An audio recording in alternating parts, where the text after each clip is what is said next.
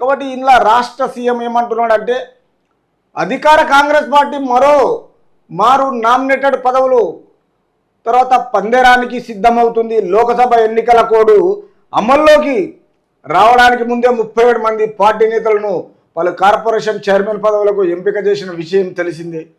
తాజాగా ముఖ్యమంత్రి రేవంత్ రెడ్డి అధిష్టానం అనుమతితో రెండో జాబితాను కూడా సిద్ధం చేసినట్టు తెలిసింది. ఇందులో 17 మందికి ఛాన్స్ ఇవ్వనున్నట్టు గాంధీభవన్ వర్గాల సమాచారము. తొలి దఫాలోనే అవకాశము దక్కిన 37 మందికి ఈ 17 మంది కలిపి ఒకేసారి పదవి బాధ్యతలు తీసుకునేలా ఏర్పాటు చేసే యోచనలో సీఎం రేవంత్ రెడ్డి ఉన్నారని తెలిసింది. అంటే గత 5 నెలల నుంచి ఈ నామినేటెడ్ 37 పోస్టులు పంచిన తర్వాత ఇంకా 17 పోస్టులు పెండింగ్ ఉన్నది. ఈ అందరూ ఎవరు బాధపడకుండా 10 సంవత్సరాలు అధికారం లేకున్నా ఇప్పుడు అధికారం చేతిలోకి వచ్చింది కాబట్టి ఈ పదవుల గురించి మొత్తం ఏంటంటే లోకసభ ఎన్నికల కోడ్ అమల్లో మొత్తం వెళ్ళిపోయిన తర్వాత ఈ 37 మంది పార్టీ నేతలను పలు కార్పొరేషన్లను ఈ చైర్మన్ పదవులను అన్ని ఎంపిక చేసిన విషయం అందరికీ తెలిసిందే. కాబట్టి మిగతా తాజాగా ఈ ముఖ్యమంత్రి రేవంత్ రెడ్డి ఏంటంటే అధిష్టానం అనుమతితో రెండో జాబితాను కూడా సిద్ధం చేసినట్టు తెలిసింది. కాంగ్రెస్ పార్టీకి ఒక అధిష్టానం అనేది ఉన్నది. తన దృష్టికి తీసుకెళ్ళి మిగతా 17 పోస్టులను గిన మొత్తం మందికి ఛాన్స్ ఇవ్వనున్నట్లు గాంధీభవన్ వర్గ సమాచారం. తొలి దఫాలో అవకాశం అంటే ఫస్ట్ 37 మంది, ఈ 17 అంటే 54 మంది ఈ మొత్తం కలిసి ఒకేసారి పదవి బాధ్యతలు తీసుకోవడానికి ఏర్పాట్లు చేసే యోచనలో రాష్ట్ర సర్కార్ రేవంత్ సర్కార్ మొత్తం ఈ విషయంలో ముందు ప్రజలకు తెలియజేసిండు. హైకమాండ్ దృష్టికి తీసుకెళ్ళి తర్వాత ఎన్నికల కోడ్ ముగిసిన వెంటనే మలిదప జాబితాను ప్రకటిస్తానని సమాచారం. ఈ ఎన్నికల కోడ్ ఎప్పుడైతే జూన్ 4 తారీఖు దాకా ఉన్నది కాబట్టి వెంటనే మలిదప ఇంకొకసారిగిన మిగిలిన వాళ్ళందరికీ మలిదశ జాబితాలో ప్రకటిస్తారని ఇదిగిన సమాచారం ఇన్ఫర్మేషన్ ఇవ్వడం జరిగింది. కాబట్టి ఎవరెవరి కన్ను దానిపై కాస్త సుష్టత. అంటే తొలి దఫా నామినేట్ పదవుల్లో పార్టీ అనుబంధ సంఘాల అధ్యక్షులు, జిల్లా పార్టీ అధ్యక్షులు, అసెంబ్లీ ఎన్నికల సమయంలో క్రియాశీలకంగా పనిచేసిన నాయకులు టికెట్లు ఆశించి దక్కని వారికి అవకాశం ఇచ్చారు. రెండో దఫలో కూడా ఇదే తదితరలో పదవులు ఇవ్వనున్నట్లు తెలిసింది. తొలి దఫాలో పిసిసి అనుబంధ విభాగాల్లో చేనేత ఎక్స్ సర్వీస్ మ్యాన్ అండ్ సేవాదారులకు అవకాశం రాలేదు. దీంతో రెండో జాబితాలో ఈ విభాగాలకు చెందిన నేతలు నామినేటెడ్ పదవులు దక్కుతాయని సమాచారం. వారితో పాటు 6 పార్టీ జిల్లా అధ్యక్షులు, మరో 2 యూత్ కాంగ్రెస్ నేతల పేర్లను ఖరారు చేసినట్లు సమాచారం. గత ఎన్నికల్లో టికెట్ ఆశించి దక్కని కొందరికి జాబితాలో ఛాన్స్.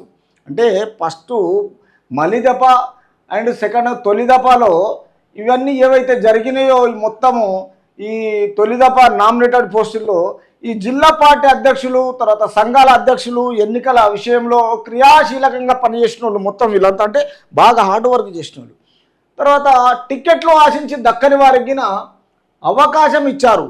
కానీ రెండో దఫలో మాత్రం కూడా ఇదే విషయము ఇదే తదితర పదవులు ఇవ్వనున్నట్లు తెలిసింది. కానీ మరి తొలి దఫలో పిసిసి అనుబంధ విభాగాల్లో చేనేత ఎక్స్ సర్వీస్ మ్యాన్ సేవా దళాలకు అవకాశము రాలేదు. దీంతో రెండో జాబితాలో వివిధ విభాగాలకు చెందిన నేతలకు నామినేటెడ్ పదవులు దక్కుతాయని సమాచారం ఇచ్చారంట. కానీ దీంట్లో వారితో పాటు 6 పార్టీ జిల్లా అధ్యక్షులు, మరో 2 యూత్ కాంగ్రెస్ నేతల పేర్లను ఖరారు చేసినట్లు సమాచారం హైకమాండ్ అండ్ తెలంగాణ రాష్ట్ర సీఎం సమాచారం ఇచ్చాడు. గత ఎన్నికల్లో టికెట్ ఆశించి దక్కని కొందరికి ఈ జాబితాలో అందరికీ సరి సమానంగా తెలియజేసినట్టుగా పార్టీ నిర్ణయం తీసుకుంది.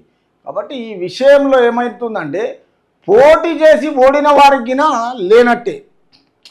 గత ఎన్నికల్లో పోటీ చేసి ఓడిన వారికి మలిదప నామినేటెడ్ పదవిలో కూడా స్థానం దక్కుతుందని తెలుస్తుంది. ఈ విషయంలో స్పష్టమైన అభిప్రాయంతో ఉన్న రేవంత్ రెడ్డి ఎన్ని విజ్ఞప్తులు ఒత్తిళ్లు తెచ్చినా తొలి దఫలో అలాంటి వారికి అవకాశం కల్పించలేదు.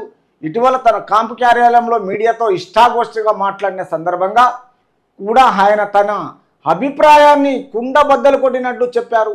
ఈ నేపథ్యంలో గత ఎన్నికల్లో పోటీ చేసి ఓడిపోయిన నాయకులు ఆయా నియోజకవర్గాలకు ఇన్ఛార్జీలకు మాత్రమే కొనసాగుతారని, ఎలాంటి నామినేటెడ్ పదవుల్లో వారికి అవకాశం ఉండదని గాంధీ భవన్ వర్గాలు చెప్తున్నాయి.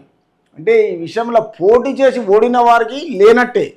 కానీ మిగతా గత ఎన్నికల్లో పోటీ చేసి ఓడిన వారికి మాత్రం మళ్ళీ తప్ప నామినేటెడ్ పదవుల్లో కూడా తర్వాత ఈ విషయంలో స్పష్టమైన అభిప్రాయంతో క్లియర్గా రేవంత్ రెడ్డి ఎన్ని విజ్ఞప్తులు ఒత్తిళ్లు తెచ్చినా తొలిదప అలాంటి వారికి అవకాశము కల్పించలేదు. ఎందుకంటే ఎవరికి ఇక్కడ మోసం చేసి అక్కడ ఇవ్వాలనుకోవడం లేదు. దీంట్లో మొత్తం ఎన్ని ఒత్తిళ్లు తెచ్చినా ఏం చేసినా తన క్యాంపు కార్యాలయం మీడియాతో ఇష్టాగోష్ఠిగా మాట్లాడిన సందర్భంగా ఆయన అభిప్రాయాన్ని కుండబద్దలు కొట్టినట్టు చెప్పారు క్లియర్గా. తర్వాత ఓడిపోయిన నాయకులు ఆయా నియోజకవర్గాలకు ఇన్ఛార్జీలు మాత్రమే కొనసాగుతారు. ఎవరైతే ఓడిపోతారో ఆ నియోజకవర్గంలో ఒక ఇన్ఛార్జీలుగా ఉండి వాళ్లకు గైడ్లైన్స్ ఇచ్చుకుంటా ముందుకు పోవాలి.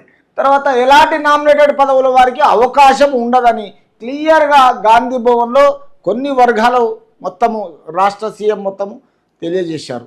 ఈ విషయంలో అందరూ దీనికి అనుకూలంగా ఏకమయ్యి తర్వాత రేపు ఎన్నికలు కూడా ఎంతవరకు ఓపిక పట్టుకొని ఈ విషయాల్లో కరెక్ట్గా కోడిపోయిన తర్వాత మిగతా పోస్టులకు ఇవ్వడం కాంగ్రెస్ పార్టీ నిర్ణయం తీసుకుంది.